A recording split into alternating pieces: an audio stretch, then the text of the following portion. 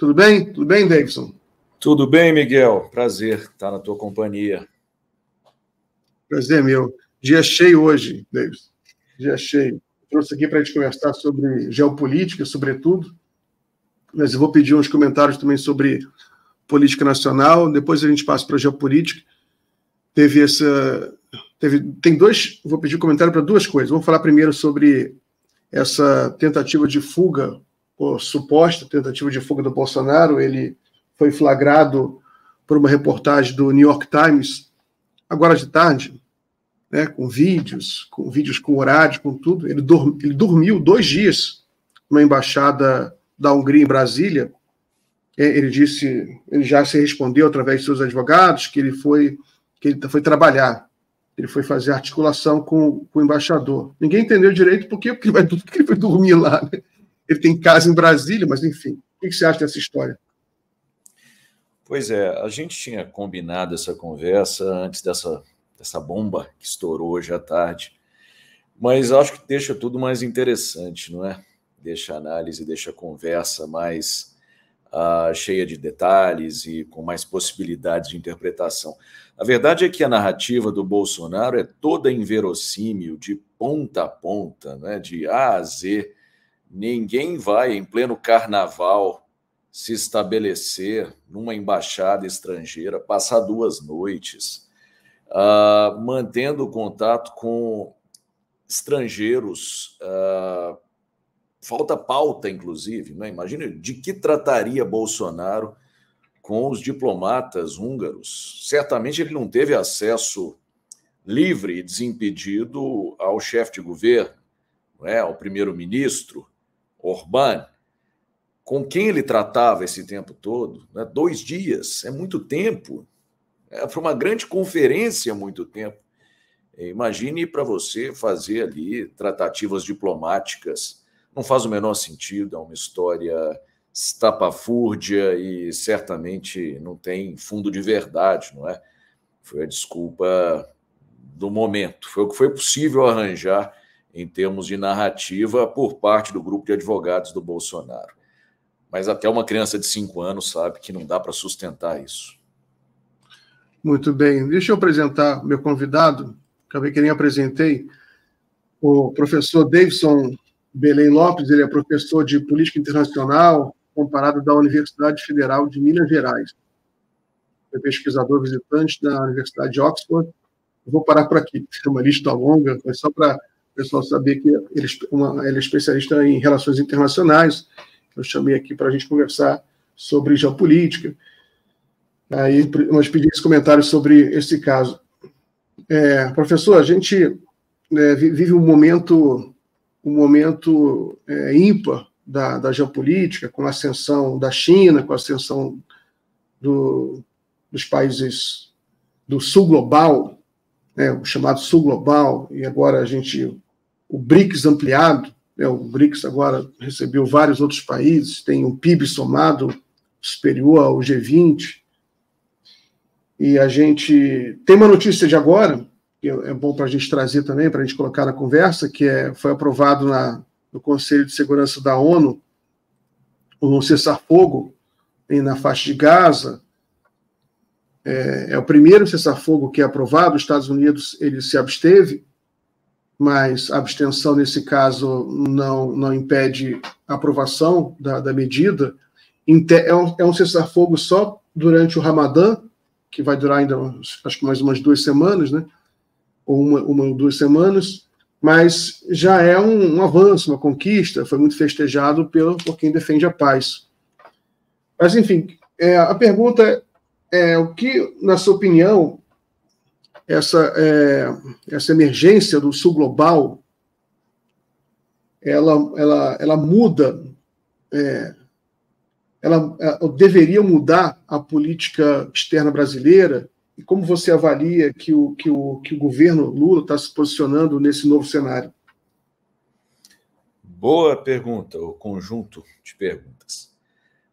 Objetivamente, Miguel, a política externa brasileira ela reage às circunstâncias e tenta, a partir desses fundamentos das relações internacionais, elaborar a melhor estratégia. Lembrando que estratégia é adequação de meios a fins. Lá no século XIX, ou na transição do século XIX para o século XX, a gente vai se lembrar do seguinte: os principais parceiros estratégicos do Brasil eram Portugal e, sobretudo, Inglaterra e França. Essa era a trinca de aliados preferenciais do Brasil naquele momento, né, no fim do século XIX. Quando os Estados Unidos começam a emergir, se tornarem uma grande potência global no século XX, o Brasil se reposiciona nas relações internacionais. Não é coisa de assim, primeira década, 2 primeiras décadas do século XX, e o Brasil tinha já feito esse movimento. O século XX é um século americanista. O Brasil se posiciona embaixo da asa dos Estados Unidos e ali permanece. Luta 2 guerras mundiais, a Guerra Fria, o Brasil não arreda o pé dessa esfera de influência dos Estados Unidos.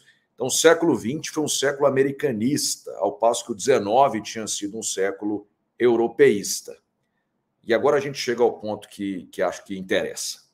O século XXI, ele nos mostra, qualquer que seja o ângulo do observador, econômico, militar, político-institucional, até cultural, o avanço de outros polos. E o Brasil está se reposicionando.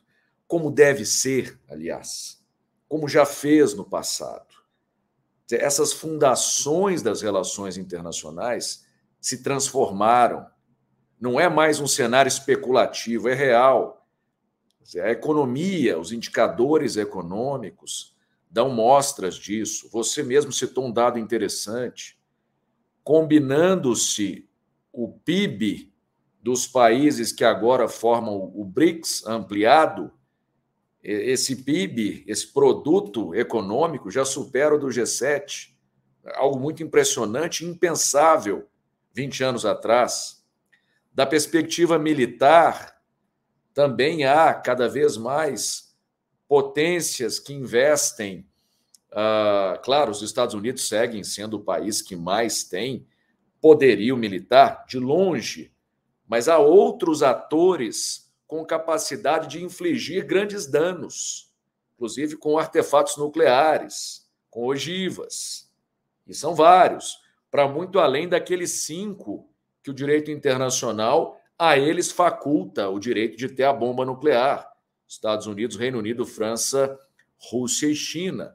Mas há vários outros com capacidade de infligir danos enormes. E, claro, daí eles vão ganhar alavancagem, vão ganhar capacidade de se impor em várias agendas. Da perspectiva diplomática, atores do Sul Global vêm ocupando diretorias, secretarias gerais de organismos internacionais, e isso ajuda a mudar o jogo. Então, é claro que os brasileiros, que têm um serviço diplomático muito competente, historicamente uma agência burocrática de alta performance, que é o Itamaraty, eles estão assistindo a esse cenário e pensando em termos de estratégias. Não é mero acaso que o Brasil ele agora se posiciona de uma maneira mais universalista. Não é por voluntarismo puro do Lula. É óbvio que o Lula entende esse cenário, mas há também muita tecnicalidade nesse tipo de manobra. Tem cálculo, tem muita gente respaldando. Não é só o Celso Amorim, o Mauro Vieira. Nós temos um corpo burocrático para as relações internacionais tremendamente bem preparado. Então, não é um jogo de amadores. O Brasil certamente buscará um caminho que sirva ao seu autointeresse. É isso. Relações internacionais não são espaço do altruísmo. Os Estados buscam o autointeresse. É normal, é a norma. É claro que é possível, o Celso Amorim formulou nesses termos, eu acho muito interessante. É possível buscar, por exemplo, um caminho de solidariedade do Sul Global, entre o Brasil e países em desenvolvimento, mas essa solidariedade vai se traduzir no médio e longo prazo em interesse nacional. Não é? Crescer junto, crescer com outros países vai ser do interesse do Brasil mais adiante. Então, não é meramente um gesto altruístico apenas quando o Brasil estende a mão, perdoa uma dívida de um país africano ou da América Latina e do Caribe. Não é? Há também embutida ali uma racionalidade política para o médio e para o longo prazo. Então, resumindo, diante da mudança dos fundamentos das relações internacionais, é natural que o Brasil mude a política externa. Seria loucura não agir dessa maneira. Seria loucura seguir insistindo em velhas fórmulas.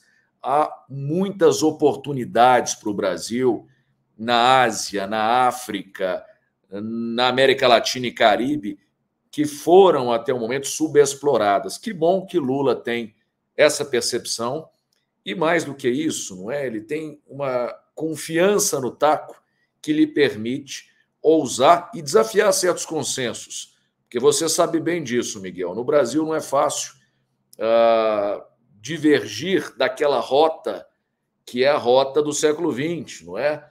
É difícil não abraçar o americanismo, o ocidentalismo. Qualquer coisa que se desvie disso é muito criticada, não é? É muito descredibilizada. Mas que bom que o Lula tem capital político para bancar esse tipo de mudança de orientação, porque é o racional a fazer, é o estratégico a fazer. Davidson, queria então girar um pouco nossa conversa para a questão econômica, que também tem a ver com a questão geopolítica. O Brasil ele é um dos maiores produtores mundiais de algumas matérias-primas, né, minérios de ferro, produtos agrícolas, carnes, e há todo um debate dentro do Brasil sobre a questão do papel do Brasil na divisão internacional do trabalho, se o Brasil deve permanecer sendo um produtor de matérias-primas básicas, ou deve buscar um caminho também, se reposicionar nesse campo e tentar oferecer também matérias mais sofisticadas, tentar construir uma economia mais complexa, né, como o pessoal fala, os economistas defendem, desenvolvimentistas. É um debate difícil no Brasil, como você percebe, porque a gente tem um setor hegemônico no Brasil que é muito hostil a qualquer política de desenvolvimento. E lá fora não é assim, nos Estados Unidos, na Europa, no sul global, então. Aí queria saber a sua opinião sobre isso, sobre esse desafio nacional de fazer esse debate. Como você encara esse desafio? Olha, é uma questão que remete às origens do país, não é? O Brasil nasce como Estado soberano no início do século XIX e tem que buscar se inserir nas cadeias produtivas, para usar um anacronismo aqui, para brincar um pouco com o termo de que o pessoal da Fiesp tanto gosta, mas o Brasil do início do século XIX é essa nação infante, sem indústria, na periferia do sistema internacional, é uma nação que está se estruturando lá na América do Sul, muito longe do centro do capitalismo internacional, que era a Europa na época. E o Brasil, para se inserir, naturalmente, o caminho foi o modelo agrário exportador. Permaneceu assim e 2 séculos depois continua, não é?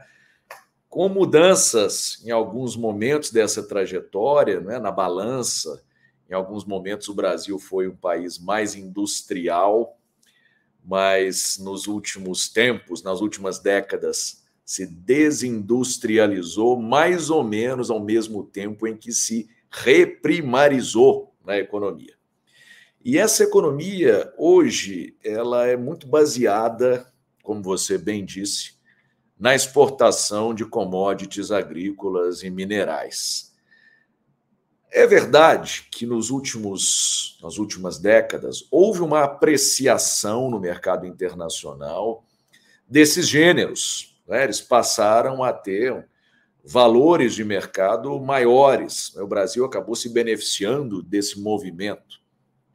A demanda chinesa também puxa para cima, impressionante o que vem acontecendo nessas relações bilaterais, como que no intervalo curto de 15 anos, a China, em 2009, se tornou o principal parceiro comercial do Brasil, ultrapassa os Estados Unidos, mas hoje, 15 anos depois, a China importa do Brasil o triplo do que os Estados Unidos importam, né? Então, isso é muito impressionante. A China não só é o maior parceiro, como é de longe o principal parceiro, criando até um cenário para alguns economistas. O professor Paulo Gala, por exemplo, fala de uma espécie de doença holandesa dos tempos atuais, ou seja, o Brasil viciado em vender soja, carne para a China, não é? E deixando de lado todos os outros setores da sua economia. Então, tem uma questão aí que é histórica, e essa dependência do setor agroexportador, embora seja hoje uma espécie de tábua de salvação, a gente consegue esses superávites comerciais enormes, muito em função do agro, mas também é um pouco a nossa maldição num cenário econômico que se encaminha para cada vez mais agregação de valor, para uma economia do conhecimento, para atividades econômicas muito sofisticadas e que a gente hoje não alcança. E esse é o meu temor. A gente não faz uma discussão hoje de ponta no Brasil sobre, não sei, robótica ou sobre política espacial, ao passo que um país como a Índia acabou de mandar a sua tripulação para a Lua. Então, isso é preocupante. Assim, a gente tem indicadores de educação defasados em relação aos principais países do mundo. As nossas universidades ainda têm dificuldade para acompanhar os parques acadêmicos mais sofisticados. Falta investimento em ciência, tecnologia, inovação. Então, o nosso cenário não é o mais encorajador para o futuro, quando se olha adiante. E há interesses muito entrincheirados, você o citou aí, en passant, muita gente interessada em manter as coisas como estão. Setores poderosos. Eu tenho a sensação de que nos falta uma elite nacionalista. A nossa elite, ela é transnacional, não é? É muito pouco comprometida com o desenvolvimento nacional.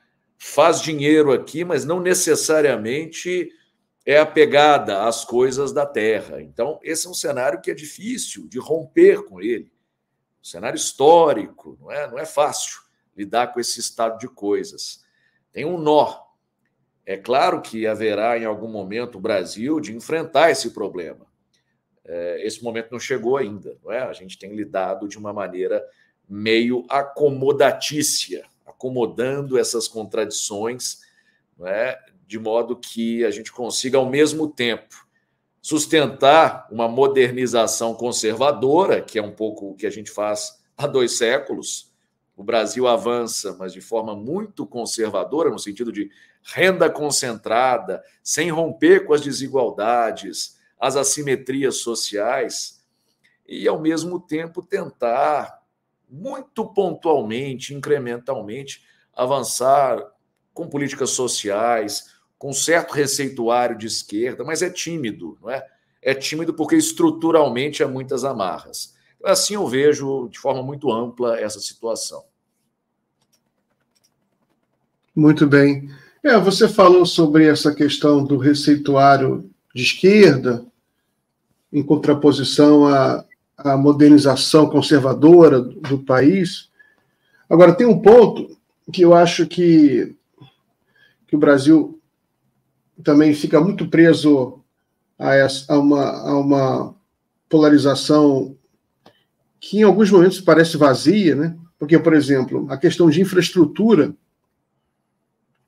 você construir por exemplo, a malha ferroviária no país é uma política de esquerda ou direita? Seria uma modernização conservadora ou progressista ou revolucionária? Eu não consigo entender direito o que seria isso, né?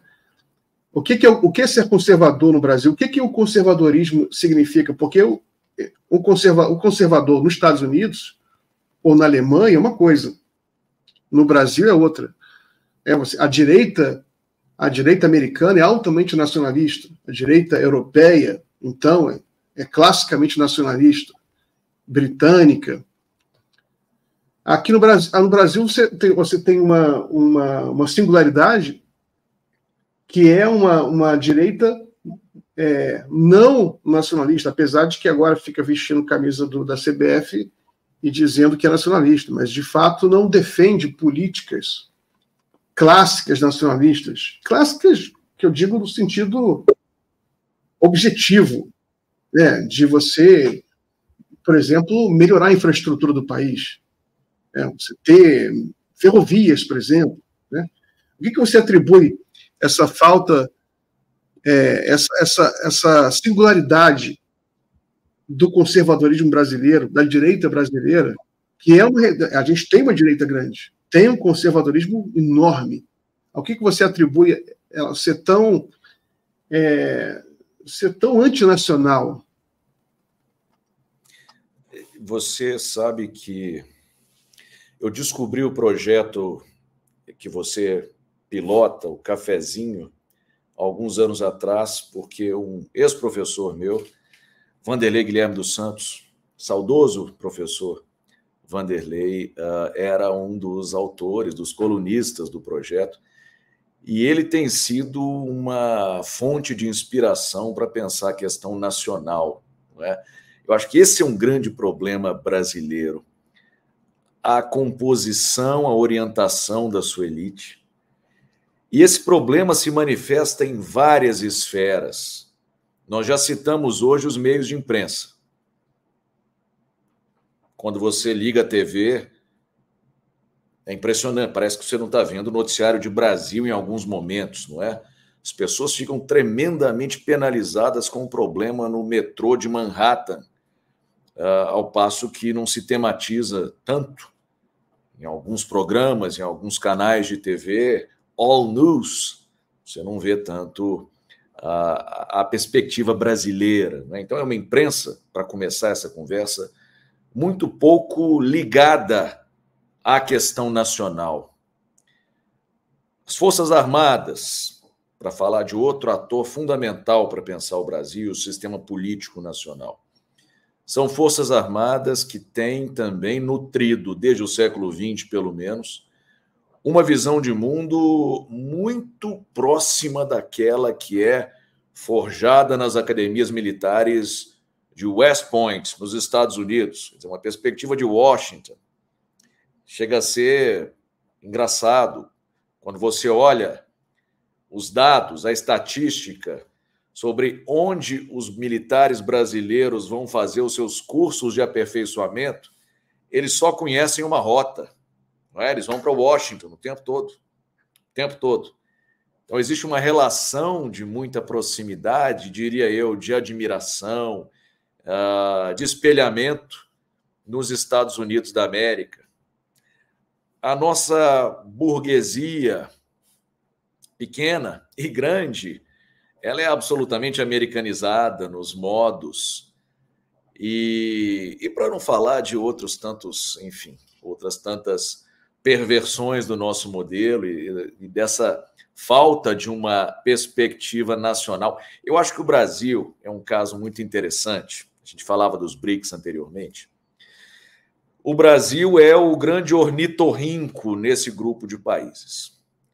Porque, por um lado, é um grande país do sul global, um país pobre, ou um país em termos per capita, não é um país rico, ainda que a economia de forma agregada seja grande, seja importante, nona do mundo, mas se você mede por cabeça, não. Ainda é um país com um desenvolvimento humano médio, não é para avançado, mas ainda não é um país com índices ao nível dos países da OCDE, longe disso.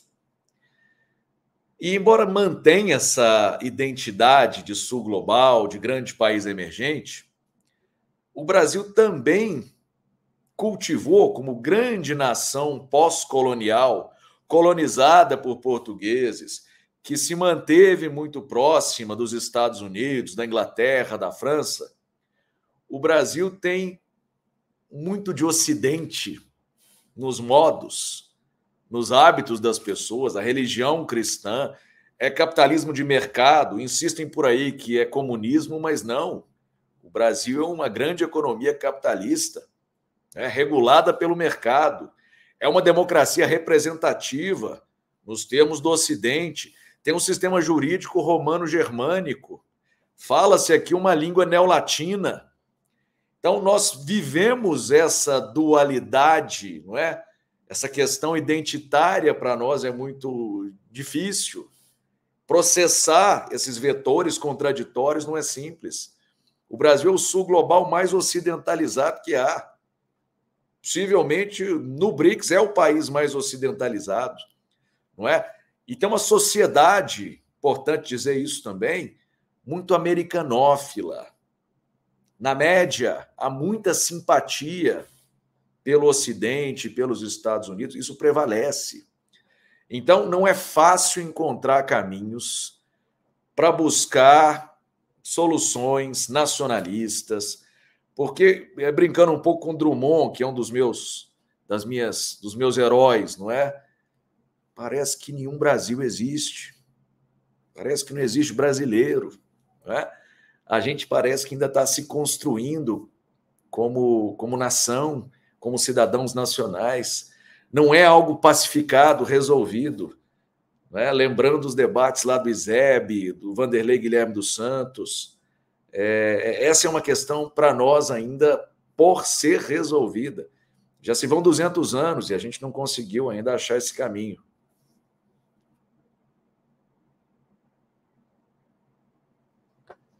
Pois é, esse é o grande desafio, mas a gente só vai superá-lo com o único instrumento que a gente tem é a política, né? É a conversa, é o diálogo. Então, por isso, agradeço muito você ter vindo aqui. Espero que a gente tenha outras conversas para a gente continuar esse papo. Eu vou terminar o bloco, vou começar outro bloco. Então, agradeço muito a sua participação. Se quiser se despedir, falar alguma coisa que você ainda queira comentar, pode ficar à vontade. Foi um prazer, foi uma honra e parabéns pelo projeto, parabéns pelo fórum, parabéns pelo cafezinho. Tem sido muito bom acompanhar o trabalho teu nas redes sociais. Obrigado, Davis. Obrigado, até a próxima, então. Forte abraço. Até mais. Pode.